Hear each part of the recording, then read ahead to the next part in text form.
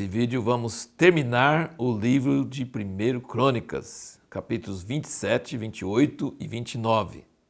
O maior sonho de Davi era fazer uma casa para Deus. Quando Deus proibiu de fazer isso, ele não se desanimou, mas dedicou tudo o que tinha para Salomão receber tudo pronto. Materiais, planta, descrição do serviço de todos os levitas, sacerdotes, porteiros e músicos. Ele deixou tudo pronto para Salomão executar. Mas uma coisa importante sobre Davi, Davi era apaixonado por Deus. Era apaixonado, amava Deus de todo o coração mesmo, de verdade. Mas ele não tinha só isso. Ele era uma pessoa que conseguia fazer com que os seus liderados ficassem apaixonados por Deus também.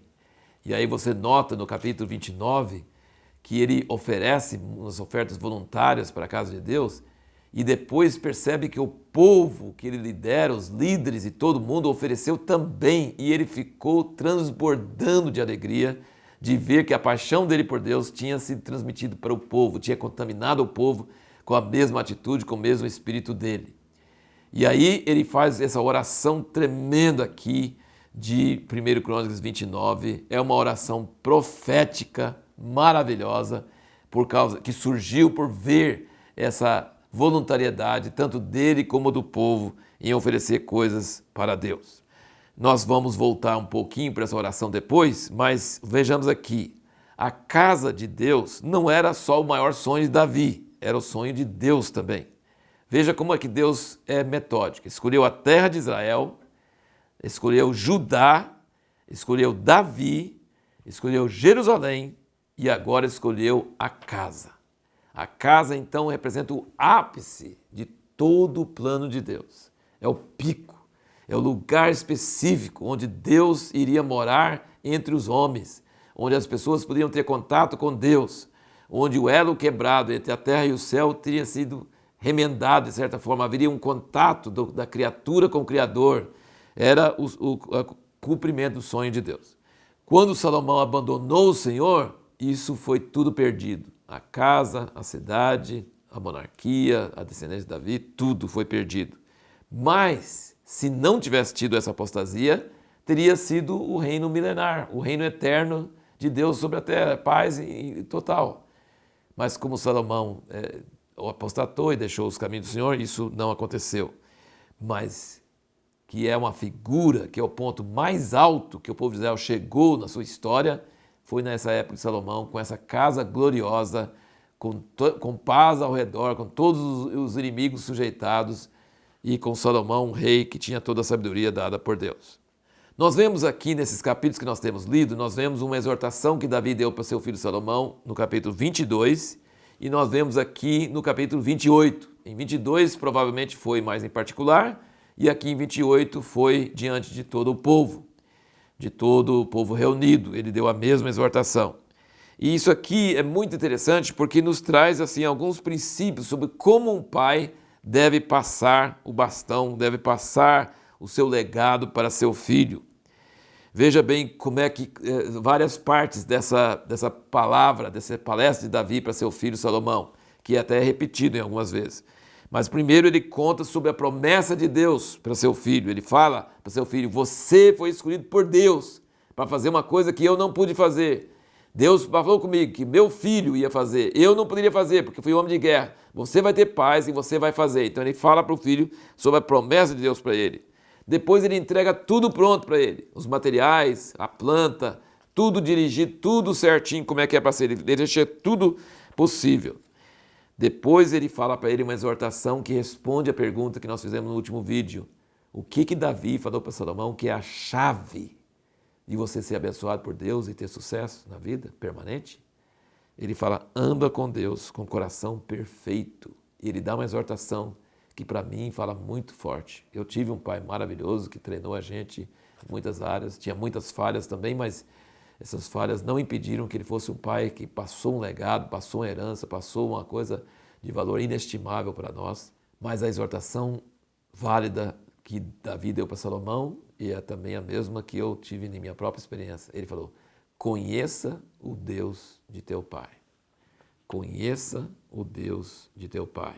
É capítulo 28, versículo 9. E tu, meu filho Salomão, conhece o Deus de teu pai.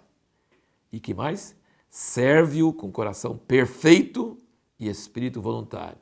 E que mais? Porque o Senhor esquadrinha todos os corações e penetra todos os desígnios e pensamentos. Se o buscares, será achado de ti, porém, se o deixares, rejeitar-te-á para sempre. Então ele ensinou para Salomão a coisa mais importante nesta vida. Se você quer ter sucesso, se você quer ser abençoado por Deus, você precisa ter um coração perfeito, você precisa ter um coração íntegro. Você não pode ter em seu coração amor por outras coisas. Você não pode ter um coração dividido. Você não pode servir a Deus e a outras coisas. Você não pode servir a Deus um pouquinho e um pouquinho outras coisas. Você precisa servir a Deus com o coração perfeito, como fala em Deuteronômio, como a gente vem falando direto. Deus está mais interessado em seu coração do que se você cumpre todas as regrinhas que ele pôs lá em Levítico. Ele não está tão interessado nas regrinhas, ele está interessado em seu coração. Se o seu coração é perfeito para com Deus, é claro que você vai tentar obedecer todas as ordens dele o máximo possível.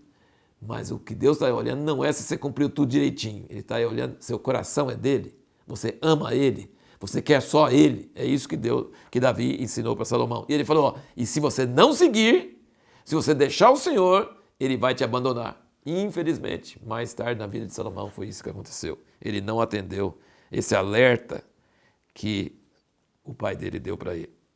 E essa exortação que Deus sonda o coração, ele fala isso aqui, e ele fala isso também na oração de 1 Crônicas 29 e versículo 17. E bem sei, Deus meu, que tu sondas o coração e que te agradas da retidão. Na sinceridade do meu coração, voluntariamente ofereci todas essas coisas. E agora vi com alegria que teu povo que se acha aqui ofereceu voluntariamente. Ó Senhor, Deus de nossos pais, Abraão, Isaque e Israel, conserva para sempre no coração do teu povo essas disposições e esses pensamentos. Encaminha o seu coração para ti. E a Salomão, meu filho, dá um coração perfeito para guardar os teus mandamentos, os teus testemunhos, os teus estatutos, e para fazer todas essas coisas e para edificar o palácio para o qual tenho providenciado. Presta bem atenção, que essa é a última coisa que eu quero falar nesse vídeo. Nós podemos orar para Deus mudar o coração do povo, para Deus mudar o coração dos nossos filhos, para Deus dar um coração perfeito para eles. Deus tinha dado um coração mudado para Saul, mas depois não adiantou, né? Podemos pedir, podemos orar. Davi pediu para Deus dar a Israel e a Salomão um coração perfeito, mas ele disse também que Deus sonda o coração.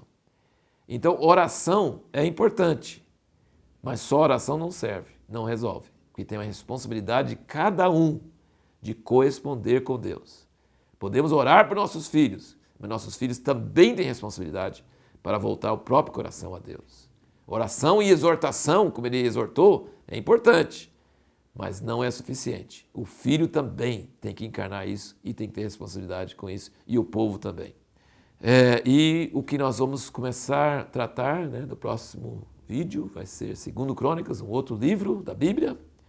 E a pergunta que nós fazemos para responder lá é: os presentes e bênçãos que Deus nos dá podem nos fazer mal?